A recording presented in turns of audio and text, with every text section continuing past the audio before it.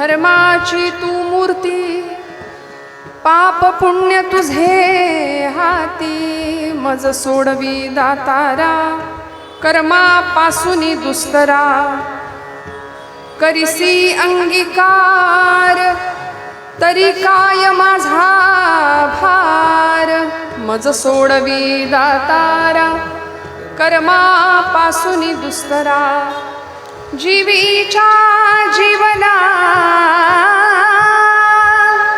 जीवीच्या जीवना, तुका म्हणे नारायणा, मज सोडवी दातारा, कर्मापासून दुस्तरा, पांडुरंगा करू प्रथम नमन, पांडुरंगा करू प्रथम, पांडुरंगा करू प्रथम नमन, पांडुरंगा करू प्रथम नमन, श्री चरण संतांच्या,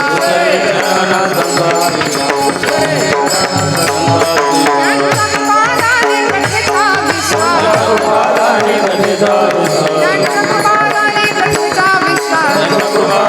कथेचा विस्तार, बाबाजी सद्गुरुदास तुका, बाबाजी सद्गुरुदास तुका, बाबाजी सद्गुरुदास तुका.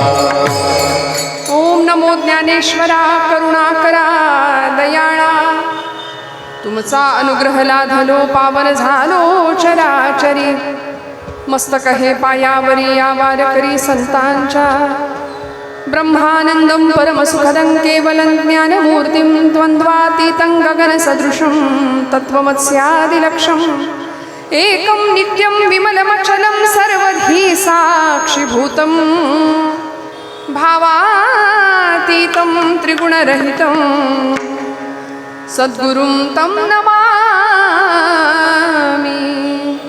प्रारंभी विनती करू गणपती, विद्यादया सागरा, अज्ञानत्व हरोनि बुद्धिमती दे आराध्य मोरेश्वरा, चिंता क्लेश दरिद्र दुःख अवघे देशांतरा पाठवी, हे रंबा गणनायका गजमुखा भक्ता बहुतोषवी, रंगा येवो ये, रंगा येवो ये, हा रंगा येवो ये, रंगा येवो ये, रंगा येवो ये, रंगा येवो ये, रंगा येवो ये, रंगा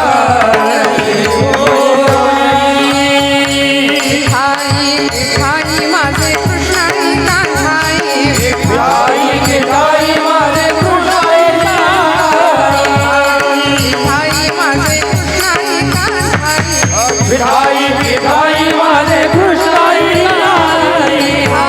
विठाई माझे कृष्णाई कान्हाई, विठाई माझे कृष्णाई कान्हाई, विठाई माझे कृष्णाई कान्हाई, विठाई माझे कृष्णाई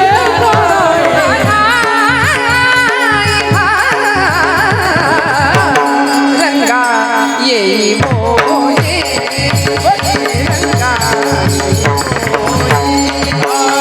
रंगा गंगा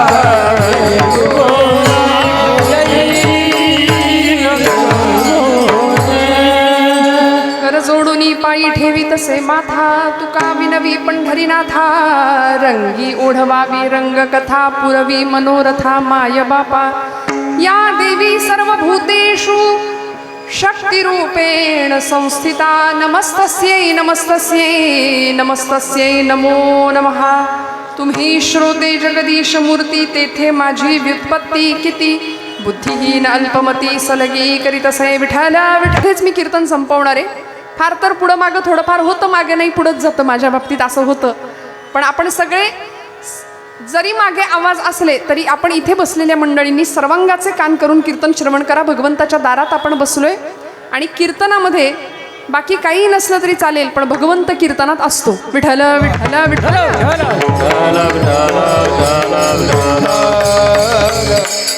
तया पाशिगा पांडवा हार पलामी गिवसावा. तानपुऱ्याचा थोडा द्या आवाज. जेथ नाम घोष बरवा करीती माझा.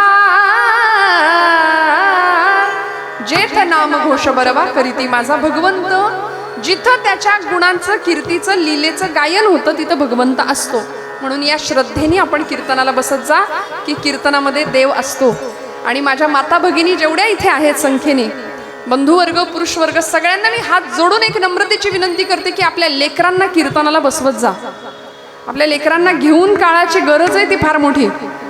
कारण इथं येऊन कार्टी झोपली तरी चालतील, कारण इथे झोपेत जे ऐकतील ते चांगलं असेल आणि घरी जागेपणी टी व्हीवर जे बघतील ते वाईट असेल. ते आपल्या हिताचं नाहीये. जीवनाचं हित साधायचं असेल तर काही क्षण का होईना या मंडपामध्ये इथे भगवंताच्या दारात. कारण मी या तरुण मित्रमंडळाला मी कांबळे दादांना मनापासून धन्यवाद का दिले आल्या आल्या. कारण पुण्यामध्येच काय संबंध महाराष्ट्रामध्ये, संबंध भारतामध्ये, किंबहुना आता परदेशात सुद्धा गणेशोत्सव साजरा होतो. आणि या गणेशोत्सवामध्ये सगळीकडे कीर्तनं नसतात. लोकांच्या आवडीचे कार्यक्रम लोकांना देण्यामध्ये संयोजकांना सुद्धा आनंद वाटतो. कारण लोकांना काय आवडतं हे मी आपल्याला सांगत नाही. या मंगलमूर्तीला आपण विघ्नहर्ता म्हणतो. काय म्हणतो? विघ्नहर्ता येतो.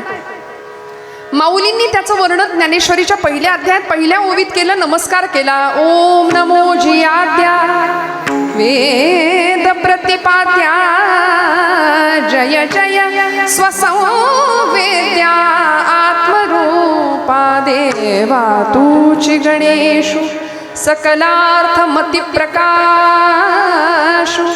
सगळ्यांच्या बुद्धीमध्ये प्रकाश टाकणारा तो देव आहे. सकलार्थ मती प्रकाशु म्हणे निवृत्ती दासू अवधारी जोजी. माऊलींनी पहिलं वंदन मंगलमूर्तीला केलं. आमच्या सगळ्या प्रथा परंपरांनी, आमच्या सगळ्या वैदिक धर्म परंपरेनी पहिला नमस्कार केलाय तो हा बाप्पाला, देव बाप्पा, गणपती बाप्पा. कारण अग्रपूजेचा पहिला मान गणपतीचा आहे. सगळ्या कार्यामध्ये भगवंत आहेत. आम्ही भारतवासी, आम्ही महाराष्ट्रवासी अत्यंत भाग्यवान आहोत की आमच्या इथे ही देवभूमी आहे. भारतभूमी म्हणजे देवभूमी आहे. इथे देवांनी अवतार घेतले, इथं संतांनी जन्म घेतले, प्रत्येक कुळात आणि प्रत्येक जातीत. प्रत्येक कुळात आणि प्रत्येक जातीत. बरं, प्रत्येक कुळात जन्माला आलेल्या संतांसाठी देवानी काय काय केलं? तुका म्हणे त्याचा देव सर्व भार चालवी कामार होऊन या. सगळ्यांसाठी सगळं केलं या भगवंतांनी. कबीराचे शेले विणले, जनाबाईच्या गोऱ्या थापल्या, चोखोबांच्या बायकोचं बाळणपण सुद्धा भगवंतांनी केलं. अनेक प्रकारच्या सेवा केल्या. नाथांच्या घरी राबले, पाणी भरलं. नामदेवांचे काज अंगे देव भाविकाचे काज अंगे देव भाविकाचे काज अंगे देव भाविकाचे काज अंगे देव भाविकाचे काज अंगे भाविकाचे काज अंगे भाविकाचे काज अंगे देव भाविकाचे काज अंगे देव काडी धर्मा घरी उच्चिष्ट काडी धर्मा घरी उच्चिष्ट उच्चिष्ट गोरी आज उच्चिष्ट गोरी आज धर्मा घरे उच्चिष्टते काडी धर्मा घरे उच्चिष्टते उच्चिष्टते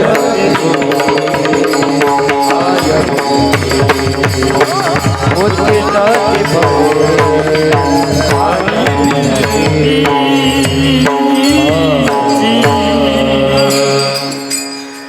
भगवंतांनी प्रत्येकासाठी काम करावं, प्रत्येकासाठी राबावं. जनाबाईच्या बरोबर वेणीफणी केली जनाबाईची, तिच्याबरोबर जात्यावर दळण दळू लागला. एवढंच कशाला, सजन कसायाबरोबर मांस सुद्धा विकू लागला. सगळं केलं, सगळ्यांसाठी सगळं केलं. का हो? पण अशाच मंडळींसाठी केलं ज्यांचा भाव आणि निष्ठा आणि श्रद्धा भगवंताच्या चरणी दृढ होती.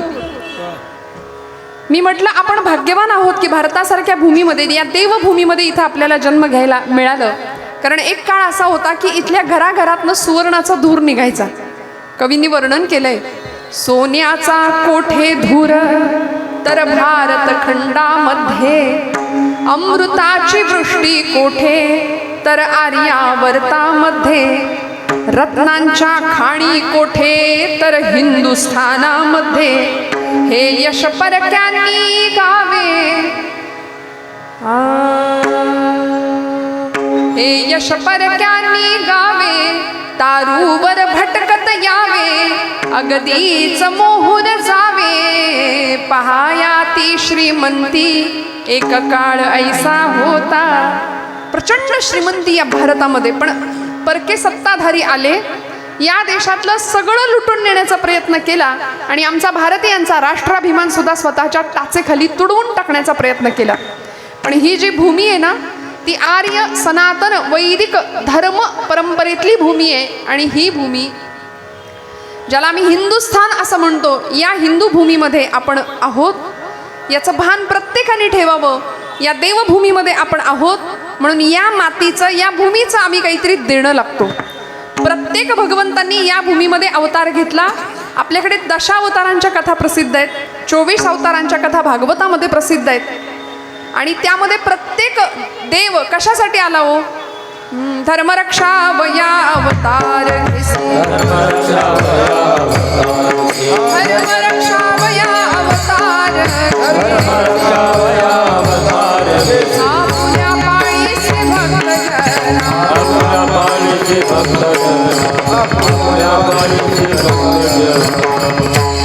धर्मरक्षा वया अवतार घेसी, यदा यदा हि धर्मस्य ग्लानिर्भवति भारत, अभ्युत्थानम अधर्मस्य तदात्मनं सृजाम्यहम्. जेव्हा जेव्हा धर्माचा ऱ्हास झाला, जेव्हा जेव्हा धर्माला ग्लानी आली, धर्म कधी बुडत नाही, धर्माला ग्लानी येते म्हणाले. धर्म सिद्ध आहे, तो सिद्ध करावा लागत नाही, तो स्वयंसिद्ध आहे. आणि अशा धर्माला ज्यावेळी ग्लानी येते ना, तेव्हा भगवंत अवतार घेतो. त्यामुळे जेव्हा जेव्हा राक्षसांचा उत्पात या भूमीवरती वाढला, पापाचा भार या भूमीवरती वाढला, तेव्हा भगवंताला अवतार घ्यावा लागला. आणि भगवंतांनी अवतार काय म्हणून घेतला, कुठली मूर्त आम्हाला भगवंतांची दिसली, तुकोबराय सांगतात प्रथम चरणात, धर्माची मूर्ती, धर्माची मूर्ती, धर्माची मूर्ती, धर्माची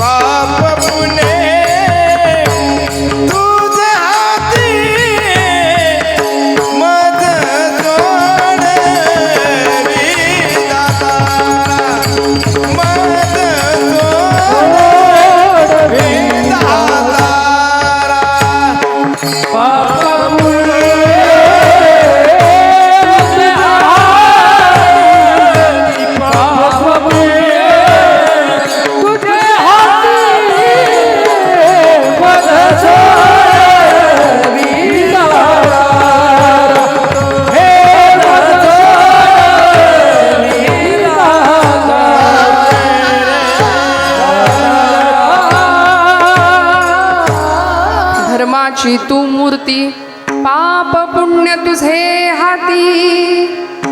तुकोबरायांनी त्याचं वर्णन केलं, हे भगवंता तू कसा आहेस, तू धर्ममूर्ती आहेस, धर्माची तू मूर्ती. आणि धर्म धर्म या शब्दाचा अर्थ एकच आहे, जो धारणा करतो त्याला म्हणायचं धर्म, जो आमचं रक्षण करतो त्याला म्हणायचं धर्म. आणि हा भगवंत साक्षात धर्ममूर्ती म्हणून सिंहासनावर आरूढ झालाय. गणपती बाप्पांना आपण धर्ममूर्ती म्हणतो, विठ्ठल परमात्म्याला धर्ममूर्ती म्हणतो, प्रभू रामचंद्र अयोध्येमध्ये प्रतिष्ठित आहेत त्यांना आपण धर्माची मूर्त म्हणतो. आणि अशी धर्ममूर्ती कशी असते? आता मंगलमूर्तींचा उत्सव चालू आहे. आपण सगळे जागे आहेत का? कीर्तनामध्ये थोडं अवधान असू द्या ना. विठ्ठल विठ्ठल विठ्ठल.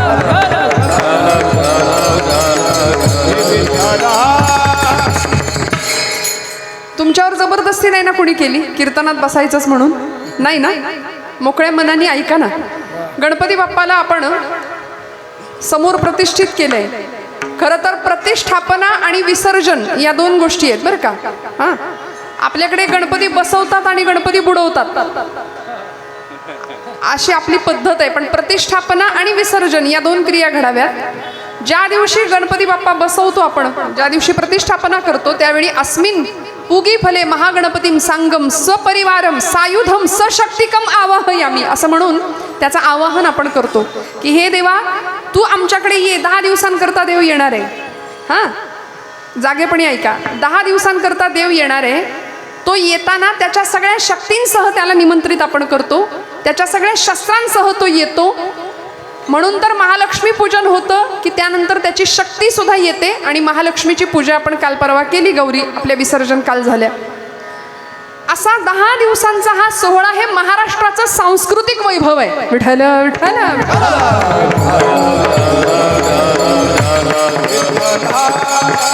म्हणून या गणपतीचं वर्णन शास्त्रामध्ये, वेदांमध्ये, आमच्या धर्मपरंपरेमध्ये सगळीकडे केलंय की मंगलमूर्ती कसा आहे? तो मंगल करणार आहे, आमचं मंगल करणार आहे, आमचे विघ्न दूर करणार आहे. म्हणून मी कौतुक मंडळाचं का केलं की कीर्तन महोत्सव करून हा सोहळा केला जातोय, जिथं नामाचा घोष होतोय, नामाचा गजर होतोय, भगवंताला जे आवडतं ते घडतंय. नाहीतर दादा मंडपाच्या मागे, पडद्याच्या मागे गणपती पुढे असतो आणि मागे पत्त्यांचे डाव रंगताना अनेक जण बघतात. बरं, मी इथपर्यंतच थांबले म्हणून तुमचं भाग्य. याच्याही पुढे अजून काय काय चालतं हे मी इथे न सांगितलेलं बरं ना.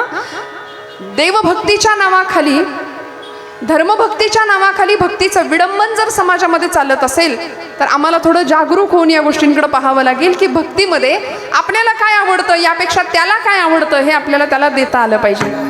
म्हणून तर प्रत्येक कार्याच्या आरंभी या धर्माच्या मूर्तीचं आम्ही वंदन करतो.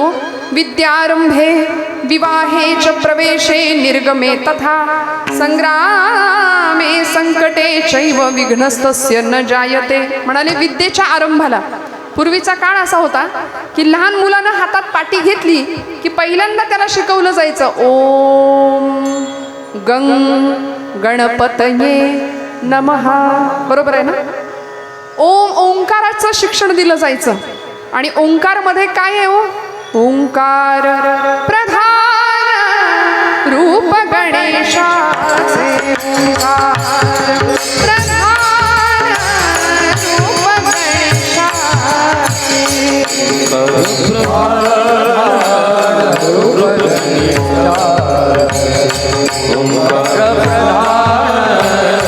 रूप देवांचे जन्मस्थान हे देवांचे जन्मस्थान. ओंकार प्रधान रूप गणेशाचे. ओंकार प्रधान रूप गणेशाचे.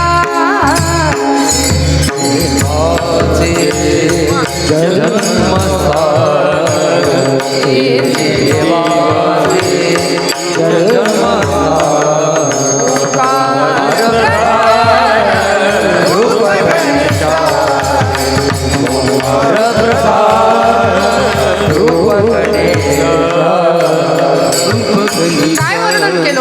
कशी आहे धर्ममूर्त? ओंकार प्रधान रूप गणेशाचे. हे तिन्ही देवांचे जन्मस्थान. आमचा मंगलमूर्ती आहे की नाही, ती त्याची अशी मूर्त आम्हाला दिसते. सिंहासनावर बसलेला आहे, आसन मांडी घालून बसलेला आहे, 4 हातांचा 4 भुजांचा गणेश आम्हाला दिसतो. अथर्वशीर्षामध्ये त्याचं वर्णन केलंय. मी ज्या ज्या स्तोत्रांचा उल्लेख करते ना ती स्तोत्र आमच्या लेकरांना पाठ पाहिजेत. अथर्वशीर्ष बाप्पांचं स्तोत्र आहे. वर्णन केलं एकदंतम चतुर्हस्तम पाशमम कुशधारिणम हातामध्ये शस्त्र धारण केली आहे, 4 हातांचा तो गणपती बाप्पा आहे. पाश आणि अंकुश नावाचं शस्त्र त्यांनी धारण केलंय. रदंच वरदं हस्तैर्बिभ्राणं शकध्वजं रक्तं लंबोदरं शूर्पकर्णकं रक्तगंधानुलिप्तांगं रक्तवासै सुपूजितं.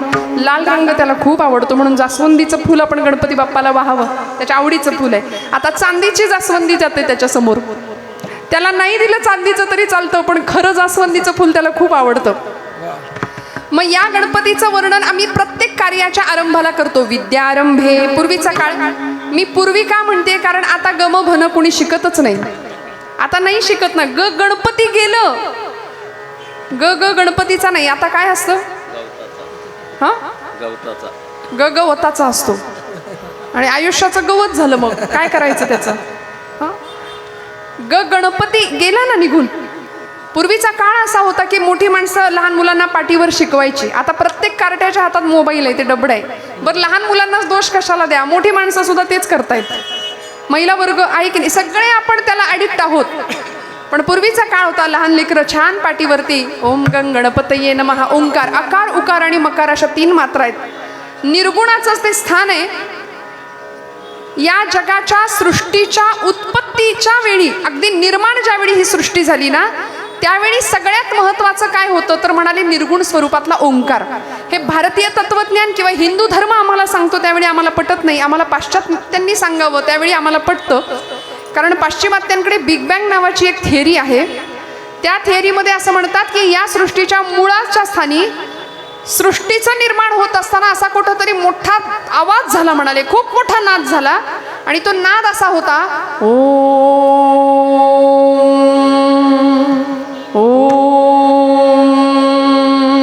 हा नाद, याला बिग बँग थिअरी असं पाश्चात्यांनी नाव दिलं. ते आपलंच त्यांनी उष्ट उचललं आणि आपल्याला नव्या रूपाने मांडलं. आपल्याला वाटतं अरे बापरे, त्यांनी आपल्याला दिलंय. असं नाहीये. आपण खूप श्रीमंत आहोत. आपल्या भारतीय परंपरेमध्ये, हिंदू धर्म तत्वज्ञानामध्ये प्रचंड श्रीमंती आहे. आपण ती घ्यायला तयार नाही बरं का. कारण काय झालंय, आपल्याला असं वाटतं की आम्हाला खूप कळतं. संतांचं ऐकावं ही धारणाच आमच्या मनामध्ये नाहीये. संतांनी आम्हाला सांगितलं ना की मंगलमूर्ती कसा आहे, धर्माची तू मूर्ती, पाप पुण्य तुझे हाती. सगळे आमच्या पापाचा पुण्याचा लेखाजोखा त्याच्याकडे. आम्हाला वाटतं त्याला कुठं काय दिसतं, त्याला कुठं काय कळतं. पण तुलसीदासजी म्हणतात, चीटी के पाव में घुंगरू बजे वो भी नाद श्री रघुनाथ सुने. इतकं त्याचं आमच्याकडे लक्ष आहे. आम्हाला वाटतं त्याला कुठं काय कळतंय, वाटेल तसं वागूया. धर्माने वागायचंच नाही. धर्म धर्म या शब्द, अलीकडे धर्म हा शब्द उच्चारला की लोकांची डोकी भडकतात. संवेदनशील वातावरण निर्माण होतं. मी जाणीवपूर्वक बोलते. धर्म या शब्दाचा अर्थ आहे काय करायचं आणि काय करायचं नाही. डूज आणि डोंट्स आमच्या शास्त्रांनी आम्हाला सांगून दिलेत. विधी आणि निषेधात्मक व्यवस्था आमच्या शास्त्रांनी परंपरेने आम्हाला दिली की जीवन जगत असताना काय काय करावं आणि काय काय करू नये हे जे सांगतं त्याला म्हणायचं धर्म. धारणात धर्म इत्याहुहु धर्मो धारयते प्रजा. म्हणून या धर्माचं पालन करावं असं आमच्या तुकोबरायांनी सुद्धा वेळोवेळी सांगितलं. धर्माचे पालन, धर्माचे पालन, धर्माचे पालन, धर्माचे पालन करणे पाखंड खंडन, करणे पाखंड खंडन, करणे पाखंड खंडन, करणे पाखंड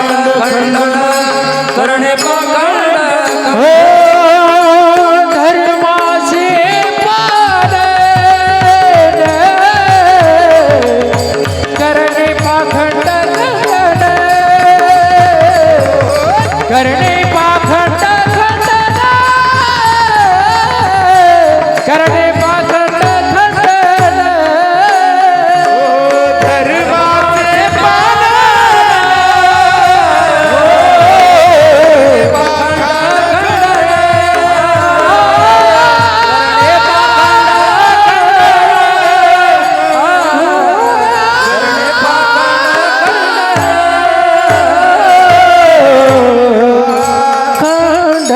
धर्माचे धर्माचे पालन म्हणाले पालन केलं पाहिजे. विंचू देव्हाऱ्याशी आला, देवपूजा नावडे त्याला, तेथे पैजाराचे काम अधमाशी तो अधम. धर्मपालन करायला शिकवलं. कारण आमचा भगवंत धर्माची मूर्त आहे. आम्ही आमचा धर्म जर पालन करायचं असेल तर सगळ्यात पहिली गोष्ट आमच्या कपाळाला गंध पाहिजे. आहे का? असतो का? शाळेमध्ये सांगतात लावू नका, टिकली लावून देऊ नका. हा, टिकली लावून यायचं नाही. काय करू, माझे विषयच ते आहेत. विठ्ठल विठ्ठल विठ्ठल.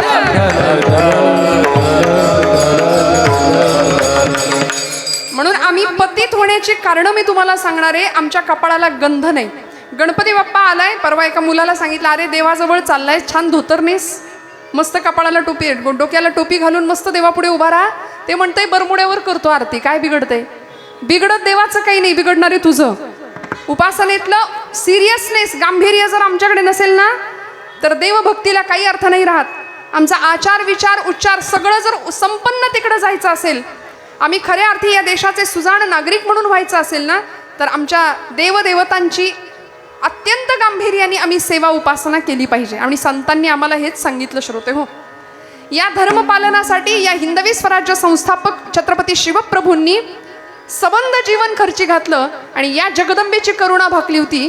तिला सांगितलं होतं की तू मला शक्ती दे, म्हणून तुळजापूरची तुळजा भवानी छत्रपती शिवप्रभूंना स्वतःची भवानी देते, तलवार देते आणि त्या तलवारीला अधिष्ठान देते आणि मग विनाशायच्या दुष्कृताम धर्मसंस्थापनार्थाय संभवामी युगे युगे. हा अवतार एका अर्थी छत्रपतींच्या शिवशंभूंचाच अवतार छत्रपतींच्या रूपाने पुन्हा एकदा होतो. आणि आई जगदंबेला साकडं घालतात. आई गिरी नंदिनी नंदित मेदिनी विश्व विनोदिनी नंदनुते गिरिवर विंध शिरोधिनी वासिनी विष्णु विलासिनी जिष्णुनुते भगवती हेष्टिति कंठ कुटुंबिनी भूरि कुटुंबिनी भूरि कृते जय जय हे महिषासुर मर्दिनी रम्य कपर्दिनी शैलसुते सुरवर वर्षिणी दुर्धर धर्षिणी दुर्मुख मर्षिणी हर्षरते त्रिभुवन पोषिणी शंकर तोषिणी किल्मिष मोषिणी घोषरते धनुजनी रोषिणी रीतिसुत रोषिणी दुर्मद शोषिणी सिंधुसुते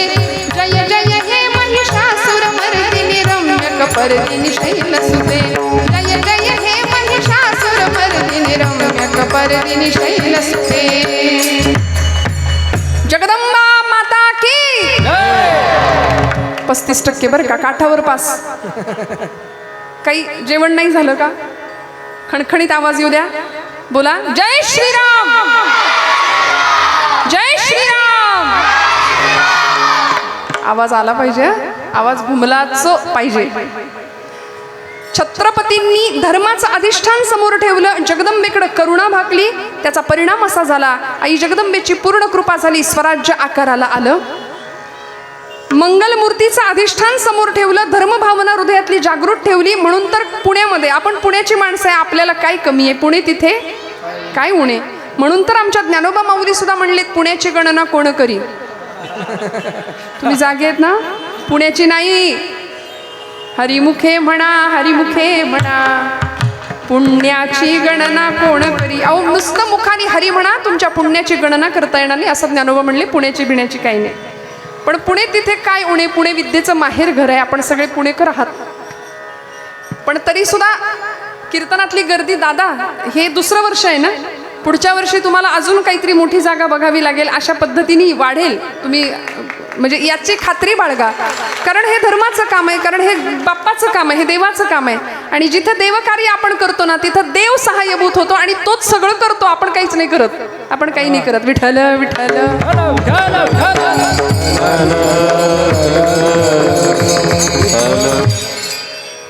मंगलमूर्तींचं अधिष्ठान सापडलं. स्वराज्य आकाराला येत असताना जिजाऊ माऊलींनी आपल्या 5 वर्षाच्या बाळाकडून पुण्याची भूमी नांगरून घेतली. सोन्याचा फाळ लावलेल्या नांगराने भूमी नांगरत असताना एक तांदळा सापडला गणपतीच्या आकाराचा.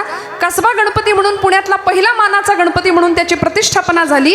लाल महाल सिद्ध झाला आणि स्वराज्य तिथून सुरुवात झालं, आकाराला आलं. 5 वर्षाच्या राजाला घेऊन जिजामातोश्रींनी दिव्य स्वप्न पाहिलं. अधिष्ठान होतं मंगलमूर्तींचंच, मंगलमूर्तींचंच. आणि असा गणपती बाप्पा आम्हाला काय शिकवतो? धर्माची मूर्ती आहे ती. बघा ना, एकदा आपण बाकी सगळं बघतो पण देवाकडे कधी पाहत नाही. उत्सव आम्ही करतो, त्या विघ्नहर्त्याला आणताना सगळी शांतता असते, म्हणजे प्रतिष्ठापना करताना, आणि नेताना सगळा धांगडधिंगा आहे. म्हणजे त्या विघ्नहर्त्यावर केवढं मोठं विघ्न आलंय की त्यांनी मिरवणुकीत बाई वाड्यावर या ऐकायचं. हे त्याच्यावर केवढं मोठं आलेलं विघ्न आहे मला सांगा ना. तो 10 दिवसांकरता पाहुणा म्हणून जर इथं आलाय ना, तर तुमचं माझं काम आहे की त्याच्या समोर जाताना मर्यादेत जावं. त्याच्या समोर जाताना आचार विचार आमचा शुद्ध असावा, स्वच्छ असावा. किमान पक्ष देवकार्यामध्ये तरी विडंबन नको, भक्तीचं विडंबन नको. मग बाप्पाची मूर्ती आहे म्हणजे आम्हाला समजून घ्यावी लागेल. कसा आहे मंगलमूर्ती? वक्रतुंड महाकाय. त्याचं रूप सांगितलंय सूर्यकोटी समप्रभ. वक्रतुंड म्हणजे वक्र सोंड आहे त्याची, म्हणून त्याला वक्रतुंड म्हटलंय. महाकाय मोठा आहे. कोट्यावधी सूर्यांचं तेज त्याच्यामध्ये सामावलेलं आहे. सूर्यकोटी समप्रभ निर्विघ्नं कुरु मे देव सर्व कार्येषु सर्वदा. प्रत्येक कार्याच्या आरंभाला आपण त्याचं वंदन करतो. त्या मूर्तीकडे थोडंसं बघावं आणि त्याचं ध्यान करावं. ते ध्यान करत असताना काय गणपती, आता तो गणपती फार फॅन्सी झालाय नाही का. म्हणजे सिंहासनावर बसतो, कधी ट्रॅक्टरवर बसतो, कधी अजून काही वेगळ्या आवेशात आपल्याला दिसतो. पण शास्त्रांनी सांगितलेली गणपतीची मूर्ती, सगुणाची पूजा ही कशी असावी? तो स्थिर आसन मांडी घालून बसलेला बाप्पा आहे. आणि खूप लक्ष देऊ नये का, त्याचंच आसन स्थिर राहतं ज्याची बुद्धी स्थिर आहे. गणपती बाप्पा स्थिर बुद्धीचं लक्षण आहे. म्हणजे आता तुम्ही टाळ्या वाजवताय, पण आता आपलंच आपण निरीक्षण करा की आतापर्यंत किती आसनं बदलून झाली आपली, आतापर्यंत किती वेळा मांडी हलवून झाली. त्याचंच आसन स्थिर आहे ज्याची बुद्धी स्थिर आहे. गणपती बाप्पा स्थिर बुद्धीचं लक्षण आहे, स्थिर बुद्धीचं प्रतीक आहे. म्हणून व्यवहारामध्ये, प्रपंचामध्ये, लौकिकामध्ये आम्ही स्थिर बुद्धी ठेवून वर्तन करणं, सारासार विचार करणं फार गरजेचं आहे. त्या पायाजवळ देवाची एक गाडी आहे. कुठली आहे गाडी? देव ज्या गाडीवर बसतो ती गाडी कुठली आहे? विठ्ठल विठ्ठल विठ्ठल.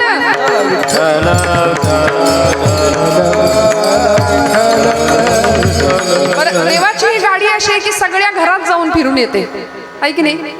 किती छान आहे. मोठ्यात मोठ्या कार्यकर्त्याचा, म्हणजे मोठ्यात मोठ्या नेत्याचा किंवा मोठ्यात मोठ्या महापुरुषाचा, माणसाचा लहानात लहान कार्यकर्ता सगळ्या थरापर्यंत जातो. त्याचं हे लक्षण आहे.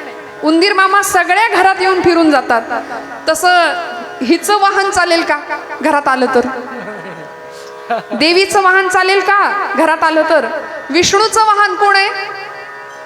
जागे राहा. कोण आहे? आले का कधी कुणाच्या घरात इथं भवानी पेठेत? नाही ना. पण बाप्पाची गाडी आली आहे ना, सगळीकडे आली. ते शांत बसलेलं कधी कुणी पाहिलंय उंदराला? चंचलता हा त्याचा गुणधर्म आहे. कुरतडणं हा त्याचा स्वभाव आहे. उद्योग हे हा त्याचा गुणधर्म आहे. हा त्याचा गुण आहे. गणपती बाप्पा उद्योगावर आरूढ आहेत. आणि जी माणसं आळशी असतात त्यांना बाप्पा पावत नाही. म्हणून कारण अभ्यास तुका म्हणे, असाध्य ते साध्य करिता सायास. म्हणाले असाध्य गोष्टी साध्य करू शकतो आम्ही फक्त कष्टाने. आता काय झाले, देव बुद्धीची देवता आहे, उद्योगावर आरूढ आहेत. आम्हाला कष्टाशिवाय सगळं पाहिजे. काहीही कळत नसताना आई वडील पोरांच्या हातामध्ये मोबाईल देतात. कुठल्याही प्रकारची पात्रता नसताना त्याच्याकडे गाडी मिळते, त्या गाडीमध्ये पेट्रोल घालून दिलं जातं आणि वाऱ्यावर सुसाट वेगाने आमची पोरं गाडी चालवतात. मी माझ्या तरुण भावंडांना, माझ्यापेक्षा लहान मोठ्या सगळ्या भावंडांना मी आवर्जून सांगत असते की तुम्हाला असं वाटतं गाडी चालवताना वाऱ्यावर अगदी वेगात तुम्ही चालवताना तुम्हाला असं वाटतं का की मी खूप डॅशिंग दिसतो, मी खूप हिरो दिसतो, मी खूप हँडसम दिसतो? वडिलांनी दिलेल्या पेट्रोलवर पळवण्यामध्ये काही त्याला हे नाही आहे, अर्थ नाही. असं जर तुम्हाला वाटत असेल तर तुम्ही डॅशिंग, तुम्ही हँडसम नाही, तुम्ही मूर्ख दिसता. तुम्ही मूर्ख दिसता.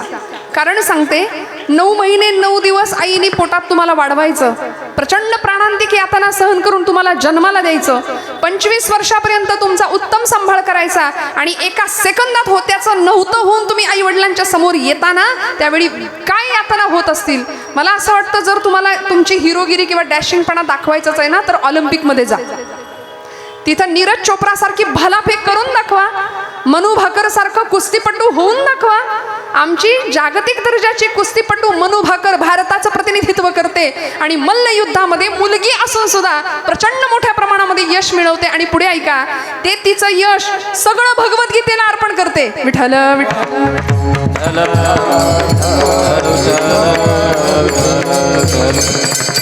मोठी बातमी हेडिंग आहे पेपरचं, मला मिळालेले सगळे मेडल किंवा मला मिळालेलं सगळं यश हे भगवद्गीतेमुळे मिळालं.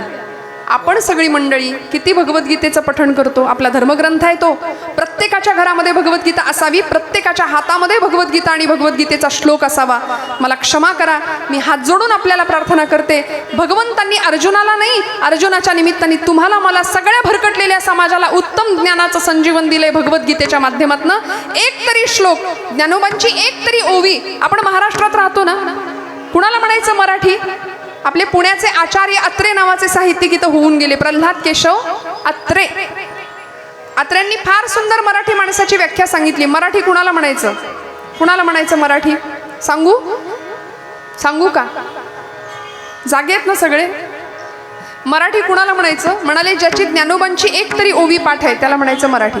पहिली ओळ. ज्याला तुकोबांचा एक तरी अभंग पाठ आहे त्याला म्हणायचं मराठी. 2. आणि तिसरी गोष्ट, ज्यांनी माझ्या छत्रपती शिवप्रभूंचा एक तरी गड पायाखालनं घालून आणलाय त्याला म्हणायचं मराठी. विठ्ठल विठ्ठल.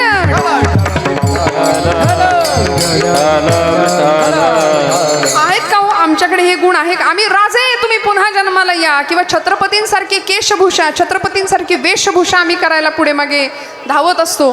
पण या पलीकडे जाऊन राजांचं आचरण काय होतं, काय उपासना आहे, काय निष्ठा आहे, काय धर्मभावना आहे, काय श्रद्धा आहे, याचं थोडंसं आम्ही विचार चिंतन केलं पाहिजे. स्थिर मांडी आहे गणपतीची, पायाशी उंदीर आहे. आणि उंदराला आखू असं संस्कृतात नाव आहे. जसं मूषक वाहन गणपतीला म्हणतात तसं त्याला आखू वहन असं म्हणतात. आणि आखू म्हणजे माया.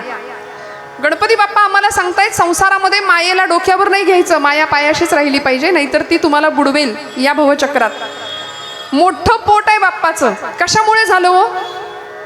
कशामुळे पोट मोठं आहे देवाचं? मोदक खाऊन नाही ना, मोदक खाऊन नाही मोठं झालं पोट. गणपतीचं पोट मोठं आहे, त्याला लंबोदर असं म्हणतात, कारण अनंत ब्रह्मांडे उदरी हे त्याचं उत्तर आहे. अखंड ब्रह्मांडाचं उदर, सगळी ब्रह्मांड त्याच्या उदरामध्ये आहेत. एवढंच नाही, तुमची माझी पापं तो पोटात घालतो म्हणून त्याचं पोट मोठं आहे. आणि ती पापं बाहेर येऊ नये म्हणून नागपाशाने ते पोट बांधलंय. लक्ष द्या, लक्षपूर्वक मूर्तीकडे पहा. गणपतीचं पोट नागाच्या पाशाने बांधलंय देवानी. का बांधलं? म्हणून आपण आरती म्हणतो. आरतीतले शब्द सुद्धा आम्हाला नीट पाठ नसतात. कार्यकर्त्यांची सुद्धा आरती नीट पाठ नसते. माफ करा मला, कार्यकर्त्यांना सुद्धा डोक्यावर टोपी घालायची असते गणपतीच्या आरतीला. हे कळत नाही, हे शिकवावं लागतं. निदान आरती करत असताना तरी बाई ग केस बांधून राहा. परवा जळले एका पुरीचे केस आरती करताना. बाई, आरतीत तरी आपण बांधू शकतो की नाही? संस्कृती आपली पाळूया ना त्या वेळेपुरती. बाकीचे लोक त्यांची संस्कृती पाळतात ना, मग आम्ही का नाही आमची संस्कृती पाळायची, आमचं धर्मशास्त्र सांभाळायचं? काय आरती आहे आमची? लंबोदर पीतांबर फणीवर. हा, वंदना का बंधना? काय शब्द आहे? बंधना, बरोबर ना? परवा एक जण म्हणले लंबोदर पीतांबर फळीवर वंदना. म्हटलं फळीवर कुठली वंदना बसवली यांनी? काही म्हणतो, एक धड आरती पाठ नाही, धड स्तोत्र पाठ नाही, धड ओवी पाठ नाही. लिंबू चमचा द्या यांच्या तोंडात, मग ते स्पर्धा करत बसणार. संगीत खुर्ची आणि लिंबू चमच्यानी आपल्या मंडळात आहे असं काही स्पर्धा? होतं का? नका करू. विठ्ठल विठ्ठल विठ्ठल. मला सांगा, लिंबू चमच्याच्या शर्यतीत पोरांना पळायला लावायचं, काय मिळणार आहे त्यातनं? शस्त्र शिक्षण शिकवा ना त्यांना. उत्तम लाठीकाठी प्रशिक्षण शिकवा. स्तोत्रांच्या स्पर्धा घ्या, अथर्वशीर्षाचं पठण घ्या, देवी सप्तशतीचा पाठ करून घ्या, रामरक्षा पाठ करायला लावा, हरिपाठाची तयारी करून घ्या. पोरं आमची नाचतात बघा कशी हरिपाठात पावली. इथल्या मुलांना त्याचे शिक्षण द्या. लिंबू चमच्यानी काय मिळणार आहे? संगीत खुर्ची खेळून काय मिळणार आहे आजच्या पोरांना? इतकं संकट दारात आलंय, मी स्पष्ट नाही बोलत, इतकं भयानक संकट दारात आहे. आपण नाही सावध झालो ना तर उद्या गळ्यावरनं तलवारी फिरतील आपल्याला कळायचं नाही. सावध होऊया, धर्म सांभाळूया आणि आपले स्तोत्र, आपला देश, आपला धर्म या सगळ्याचं संरक्षण करूया, जतन करूया. विठ्ठल विठ्ठल विठ्ठल. पुढे जाऊन गणपतीचं पोट मोठं आहे, त्याच्यावर नागपाशाचं बंधन आहे. 4 हातांचा गणपती बाप्पा आहे. एकदंतम चतुर्हस्तम. त्या 4 हातामध्ये, मागच्या 2 हातामध्ये काय धरलंय? पाश आणि अंकुश. 2 शस्त्र आहेत दोन्ही हातामध्ये. कशासाठी? शोला, कशासाठी? आपण फॅन्सी ड्रेस कॉम्पिटिशनमध्ये असलं काहीतरी करतो तसं, त्याच्यासाठी का नाही. कशासाठी? विनाशायच्या दुष्कृताम, त्याचा अवतारच त्याच्या करताय. गणपती बाप्पांनी दुष्टांचा नाश करा. त्यांनी तारकासुराला मारले, त्यांनी सिंदुरासुराला मारले, अनेक राक्षसांना त्यांनी मारलं. दुष्टांचा नाश व्हावा म्हणून हातात शस्त्र घेतलंय. आमचे सगळे देव शस्त्रधारी आहेत. बघा तुम्ही, प्रत्येक अवतारामध्ये हातात शस्त्र आहे, प्रत्येक देवाच्या हातात शस्त्र आहे. आणि मग हातात शस्त्र असणं हे पाप किंवा पुण्य नाही ठरत, ते घेण्याच्या हेतूवर ते ठरतं, पाप आहे की पुण्य आहे. सावरकर म्हणायचे, शस्त्र पाप ना स्वयेची शस्त्र पुण्य ना स्वये, इष्टता अनिष्टता त्यास हेतूनेच ये. रामाच्या हातामध्ये शस्त्र होतं, रावणाच्याही हातात शस्त्र होतं, पण आपण पूजा कुणाची केली? रामांच्या कोदंडाची पूजा केली. तानपुरा बंद झाला. रामांच्या कोदंडाची पूजा केली आपण. विठ्ठल विठ्ठल विठ्ठल.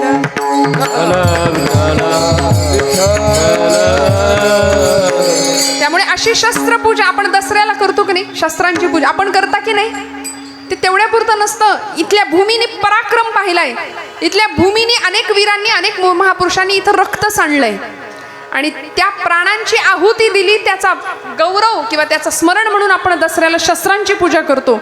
महिषासूर मर्दिनीने 9 दिवस 9 रात्र महिषासुराचा निपात केला.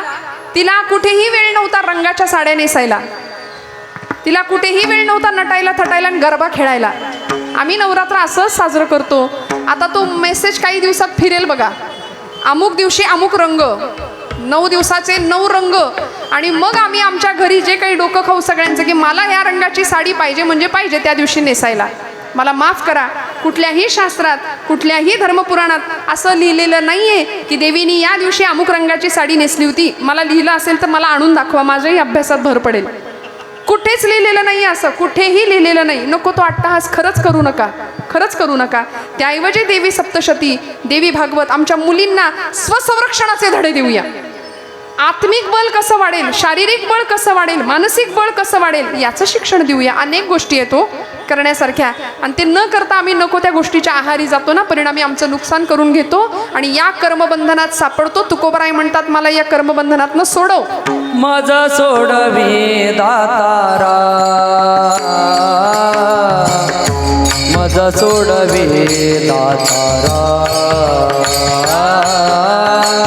माझा सोडवी दातारा,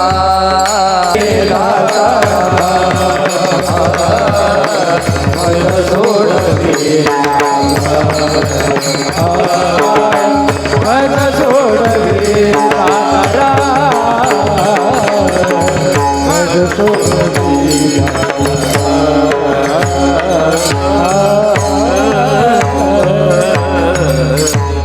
मज सोडवी दातारा, कर्मापासून दुस्तरा. भगवंताकडे प्रार्थना करावी, या कर्मबंधनातनं मला सोडव, कारण हे कर्माचं बंधन मला पुन्हा पुन्हा जन्म घ्यायला भाग पाडतं. पुनरपी जननम पुनरपी मरणम पुनरपी जननी जठरे शयनम. पुन्हा पुन्हा या चक्रात आम्ही सापडतो. तो आम्हाला सोडवणार आहे सगळ्या कर्मबंधनातनं. मी सांगत होते, दुष्टांचा नाश भगवंतांनी केला, त्यासाठी शस्त्र हातात धरलं आणि मग भगवंतांनी नृत्य केले वेळोवेळी. आता असं म्हटलं ना की आमची तरुण मंडळी आम्हाला भेटतात, मग ताई आम्हाला का बरं म्हणता नाचायचं नाही डीजेवर? देव बाप्पा सुद्धा नाचला होता ना. पायी घागऱ्या करीती ऋण झुण, नाचले ना देव. नाद स्वर्गी पोचतो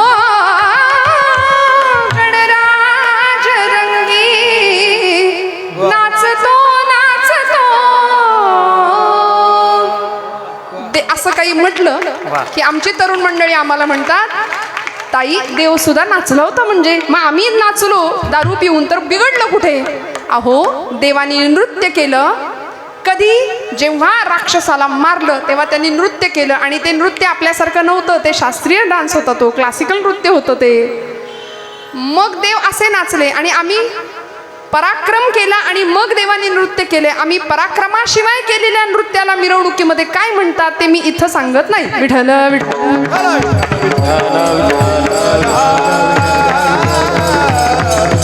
आम्ही जर बाप्पाचे खरे भक्त असू ना, तर मी हात जोडून आपल्याला प्रार्थना करते, जिथं जिथं शक्य आहे आणि जिथं जिथं असं घडतंय तिथं निदान बोलून तर बघा की बाबा रे असं करू नका. वेगळ्या पद्धतीने मिरवणूक करा. आपली पारंपरिक मिरवणूक असू दे, आपली महाराष्ट्राची संस्कृती आपण जपूया, आपली हिंदू धर्म संस्कृती आपण जपूया. गणपती बाप्पांचं विसर्जन असंच झालं पाहिजे, ढोल ताशांच्या गजरामध्येच. नको आपल्याला डीजे. काय करायचंय? देव नाचले, देवांचं नृत्य वेगळं होतं, आपलं नृत्य वेगळं असतं. आपल्या नृत्याला काही अर्थ नसतो, त्याच्यातनं काही निष्पन्न होत नाही. बाप्पांनी 2 हातामध्ये एका हात मोदकासाठी ठेवलाय, डाव्या हातात मोदक आहे आणि उजव्या हात वरद हस्त आहे. त्याचा अर्थ असा आहे, भक्तांना वर देणारा, भक्तांना वर घेणारा आणि अभक्तांना वर पाठवणारा. विठ्ठल विठ्ठल विठ्ठल.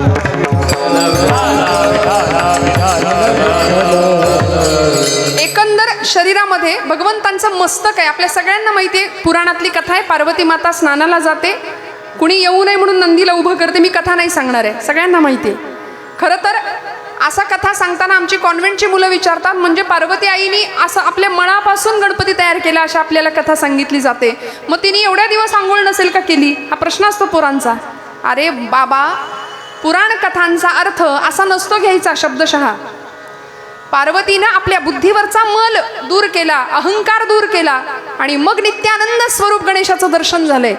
तसं आपल्याला सुद्धा आपल्या शरीरावरती, आपल्या मनावरती असंख्य प्रकारचा मळ, षड्विकारांचा मळ आहे, तो आपल्याला धुवून काढावा लागेल, तो दूर करावा लागेल. तेव्हा बाप्पा दर्शन देईल आपल्याला. मंगलमूर्तींच्या या सगळ्या प्रसंगामध्ये मस्तक छाटलं शिवशंभू महादेवांनी आणि मग गजमस्तक आणून बसवलं.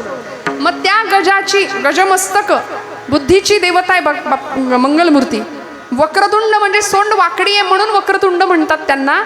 याहीपेक्षा सोंड वाकडी आहे म्हणून वक्रतुंड नाही, तर वक्रांतुंड यती इति वक्रतुंड हा म्हणाले. वाकड्या गतीनं चालणाऱ्या माणसाला सरळ करणारा तो देव आहे. विठ्ठल विठ्ठल.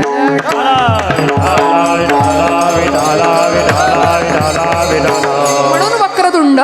एकंदर शरीराच्या मानाने म्हणजे त्याचं गजमस्तक असल्यामुळे त्याचे कान सुद्धा कशासारखे आहेत? जागे आहेत का आपण? गणपतीचे कान कसे? सुपासारखे. आता हे शहरातल्या पोरांना सांगावं तर पंचायत होते. गणपतीचे कान सुपासारखे. परवा एक कॉन्व्हेंटचा मुलगा म्हटला, हाऊ इट इज पॉसिबल?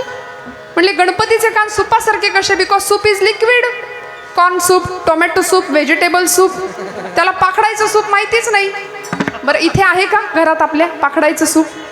कुठलं हो, आता गेलं सूप, गेलं जातं गेलं. आणि असलं तरी ते आता म्युझियममध्ये ठेवावं लोकांना बघायला. सुपाचा काय गुणधर्म आहे? सूप कशासाठी? हां, फोलपट ठेवायची आणि शेंगदाणे टाकून द्यायचे, बरोबर ना? सुपाचा काय गुणधर्म आहे?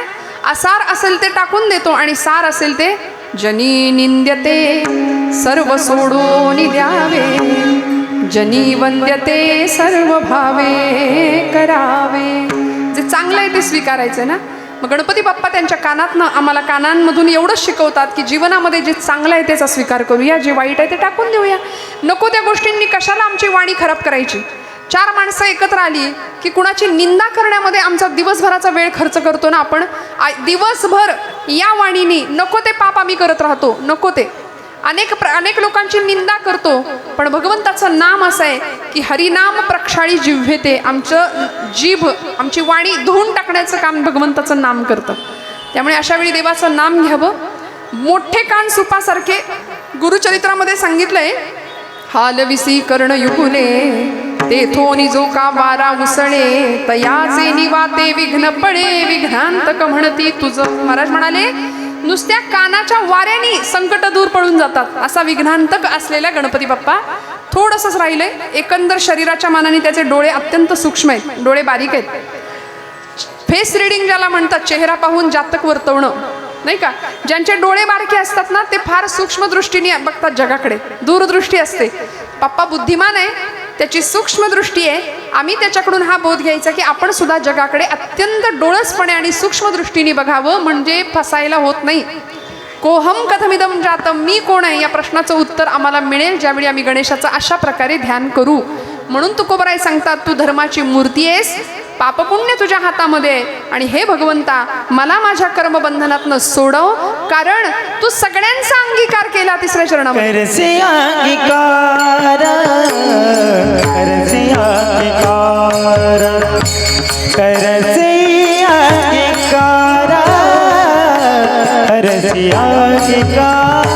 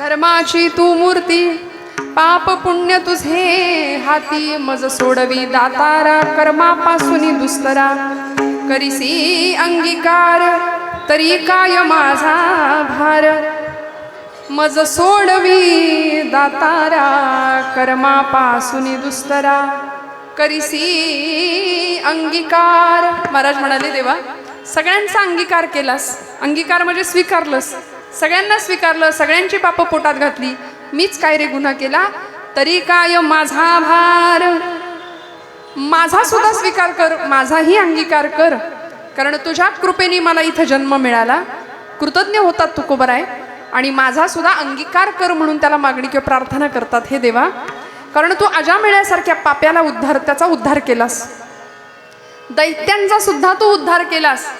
कृष्ण परमात्म्याला मारायला आली होती एक मावशी 6व्या दिवशी, कोण होती हो?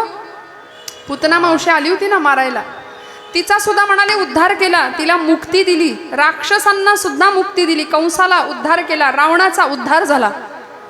एकाने प्रश्न विचारला कृष्ण परमात्म्याला की देवा, फार सुंदर डोंगरे शास्त्रीजी सांगायचे की पुतना मारायला आली होती तरी सुद्धा म्हणाली तिचा तुम्ही उद्धार केला, असं कसं काय?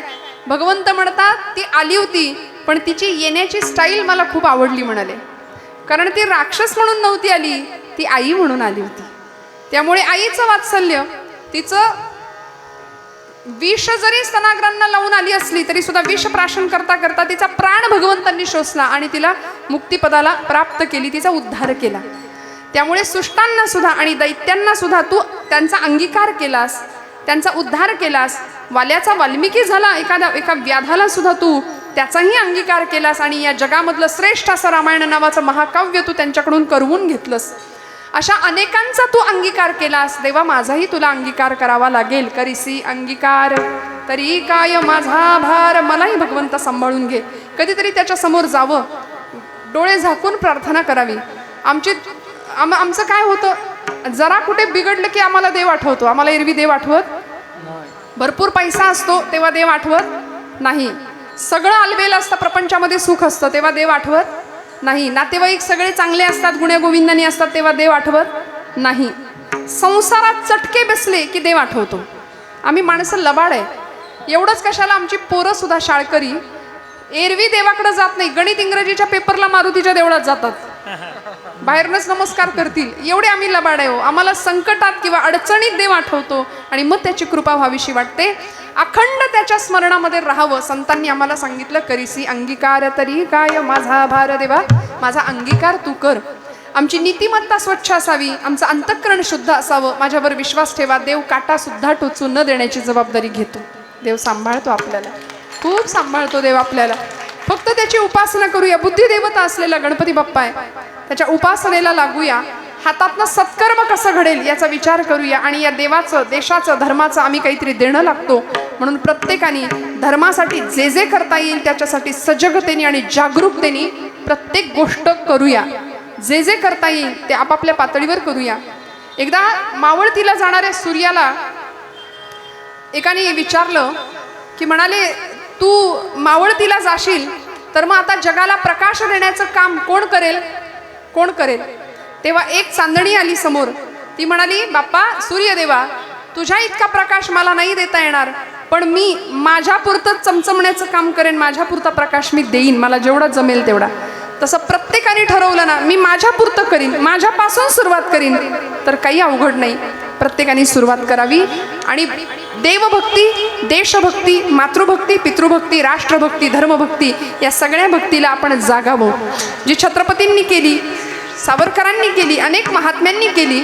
आणि मग असा संतांनी दिलेला आम्हाला धर्म किंवा संतांनी आम्हाला दिलेलं जीवनाचं तत्वज्ञान जर आम्ही अंगामध्ये बाणवलं, स्वीकारलं, तर तुकोबाराय शेवटच्या चरणामध्ये म्हणतात, हे भगवंता, तू माझ्या जीवाचं जीवन आहेस.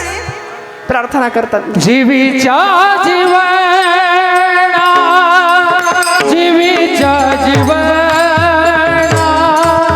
जीवीच्या जीवना, जीवीच्या जीवना, जीवीच्या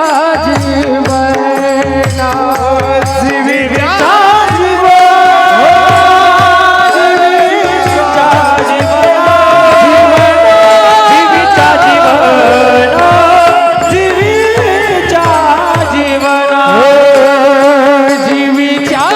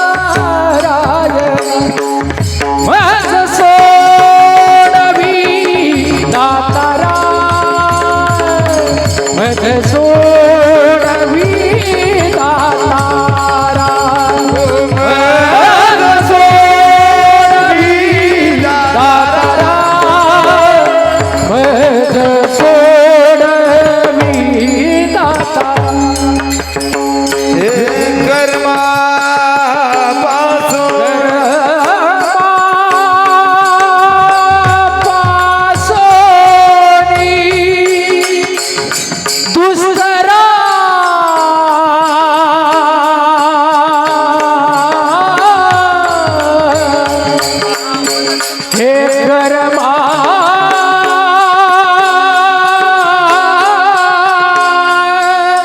कर्मा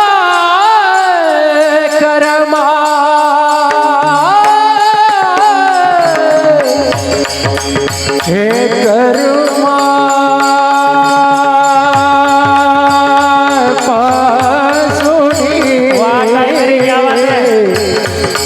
दुस्तरा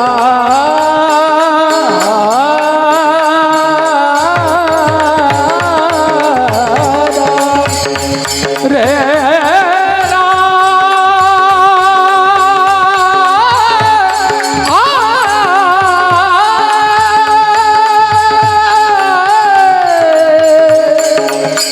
कर्मा कर्मा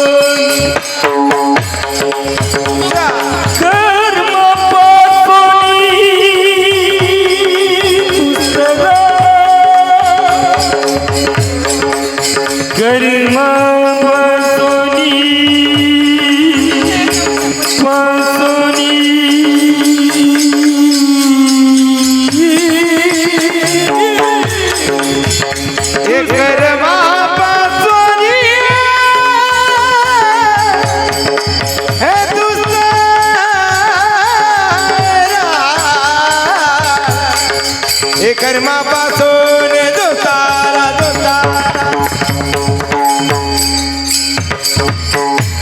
हे कर्मापासून हे दुतारा मन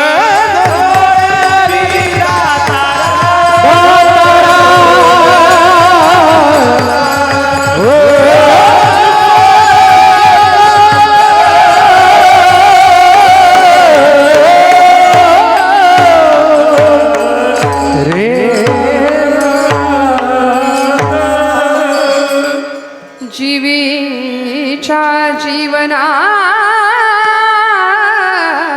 तुका म्हणे नारायणा मज सोडवी दातारा कर्मापासोनी दुस्तरा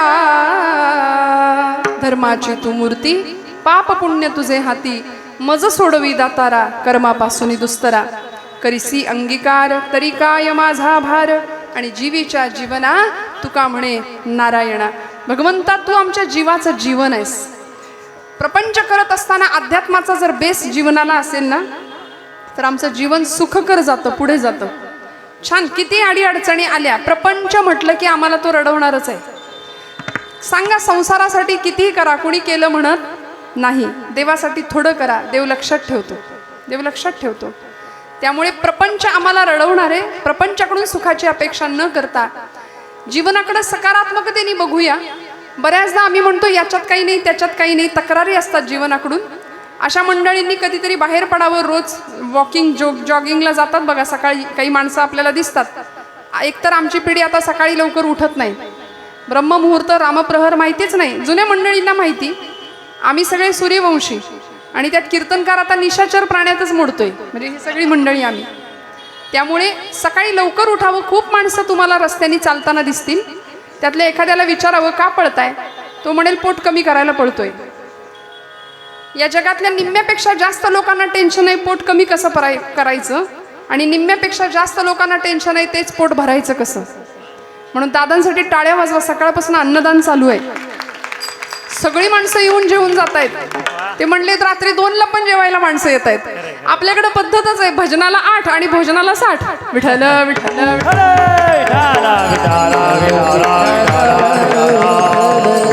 भगवंत कुठे कुठे असतो माहितीये. जिथं त्याचं नाम घेतलं जातं तिथे भगवंत असतो. जिथं अन्नदान होतं तिथे भगवंत असतो. तिथे भगवंत उपस्थिती दाखवतो आपली. जिथे सद्भावनेचं वर्तन आहे, जिथे संस्कृतीचं पालन आहे, जिथं भक्तीचा उद्रेक आहे, तिथे भगवंत येतो. म्हणून कीर्तनात भगवंत असतो. या धारणेने आपण कीर्तन श्रवण करावं. इथलंच नाही, जिथे जिथं जे जे चांगलं ऐकायला मिळेल ना, तिथे आपल्या लेकरांना घेऊन जा. काळाची फार मोठी गरज आहे. मी हात जोडून सांगते आपल्याला, जिथं जिथं धर्माचं जागरण आहे ना, तिथे तिथे जाऊन आपली उपस्थिती दाखवा. आपला एकमताने ऐक्य आपलं सगळ्या जगाला दिसू द्या. तुकोबरा आहे काय, ज्ञानोबा काय, आमच्या जगण्याचं रसायन आहे. छत्रपती शिवाजी महाराज, छत्रपती संभाजी महाराज या भूमीला लाभलेले महापुरुष आमच्या सगळ्यांचं भाग्य आहे. म्हणून आम्ही त्यांचे वारसदार म्हणून या महाराष्ट्रामध्ये सुखाने नांदतो आहोत, त्या भारतामध्ये आहोत. मंगलमूर्तींच्या या सेवेसाठी या सार्वजनिक गणेश उत्सव मंडळांनी नव तरुण किंवा नवकिरण असं नाव आहे बघा ना, नाविन्याचा, तेजाचा, प्रकाशाचा एक किरण तुमच्या माझ्या सगळ्यांच्या जीवनामध्ये यावा ही अत्यंत सुंदर अशी अपेक्षा मंडळाची. नवकिरण तरुण मंडळाला मी मनापासून धन्यवाद त्यांचे व्यक्त करते. दादांना नमस्कार करते आणि आमचे परमादरणीय गाडवे महाराज मनापासून त्यांना सुद्धा नमस्कार करते की त्यांच्या प्रयत्नांनी आणि आपण सर्वच मंडळी, सर्व संप्रदायाला वाहून घेतलेली आपण निष्ठावान मंडळी आहात. या सर्व टाळकऱ्यांना मनापासून धन्यवाद. साऊंड सिस्टीम अतिशय सुंदर अशी, मनापासून दादांना नमस्कार करते.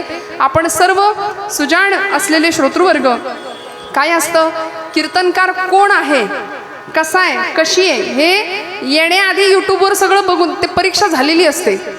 मग आम्ही ठरवतो कीर्तनाला बसायचं की नाही. त्यामुळे कुणाचंही कीर्तन असू द्या, वक्ता, वक्तृत्व, व्यक्तित्व आणि व्यक्तिमत्व यातलं वक्तव्य फक्त लक्षात ठेवा. लाखो कीर्तनकार आहे महाराष्ट्रामध्ये, भारतामध्ये. कीर्तनकार येतील आणि जातील, पण ही गादी अनादी काळापासून चालत आली आहे. ही नारदांची गादी आहे. या गादीवरची निष्ठा आपली चांगली राहू द्या. कीर्तनकार आज असतात, उद्या नसतात. त्यामुळे या गादीवर आणि कीर्तनावर प्रेम करा. कारण कीर्तन आम्हाला कीर्तन चांग होय अंग हरिरूप या पदाला नेऊन पोहोचवतं. आणि ज्ञानोबा सांगतात आम्हाला हरिरूपच व्हायचंय. शेवटी भगवंतांचं लाडकं आम्हाला व्हायचंय. त्याची कृपा आम्हाला प्राप्त करून घ्यायची आहे. झालेली सेवा भगवंत चरणावर समर्पित करते. बोलत असताना काही वेडवाकडं गेला असेल तर मोठ्या अंतःकरणाने क्षमा करा. मंडळाला मनापासून धन्यवाद देते. सगळ्यांच्या चरणारविंदी झालेली सेवा रुजू करते. एकदा मस्त जय जयकार करा. तुकाराम तुकाराम तुकाराम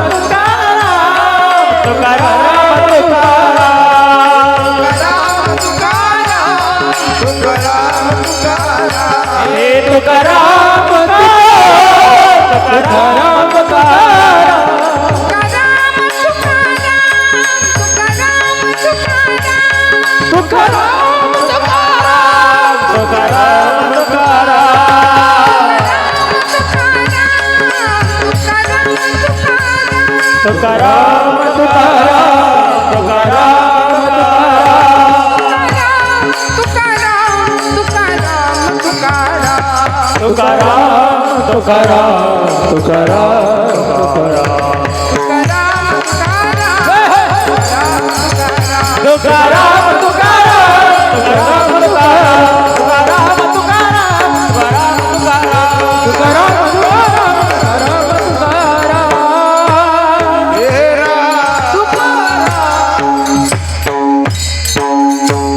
सगळ्यांच्या कृतज्ञतेत राहते. सर्वांना नमस्कार करते. झालेली सेवा मंगलमूर्तींच्या चरणावर समर्पित करते आणि सेवेला विराम देते. ज्ञानेश्वरा माऊली नारराज मावळकारा विठ्ठल जय जय विठ्ठल